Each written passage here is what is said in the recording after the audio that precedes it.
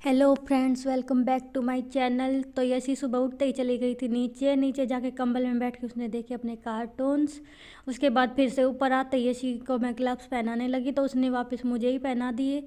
फिर वो चली गई थी अपनी दूसरी दादी के घर। भैंस के बच्चे को वो मुन्ना बोलती उसके पास खेलने के लिए। थोड़ी देर के लिए वो उसके पास खेल के वापस आई।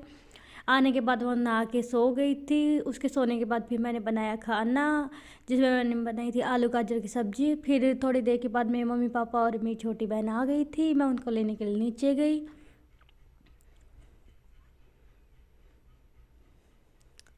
उनके आने के बाद सबसे पहले भूमि आई। भूमि ने मेरे को नमस्ते की, हाय की। फिर मम्मी पापा बैठ गए थे नीचे और भूमि मेरे पास ऊपर आ गई थी। ऊपर आने के बाद यशी सो रही थी तो भूमि ने यशी को उठा दिया था। वो उठने के बाद पूछ रही थी मासी कहाँ रह गई, मासी नहीं आई दूसरे वाली। फिर यशी ने भूमि के साथ बैठ के केला खाया, उसके बाद एप्पल खाई उन दोनों ने। फिर यशी के लिए भूमि चॉकलेट लेके आई थी तो यशी ने चॉकलेट खाई अपनी मासी की लाई हुई। उसके बाद यशी फिर से ऊपर आ गई थी। ऊपर आने के बाद पूछ रही थी मम्मा पापा जी कहाँ गए।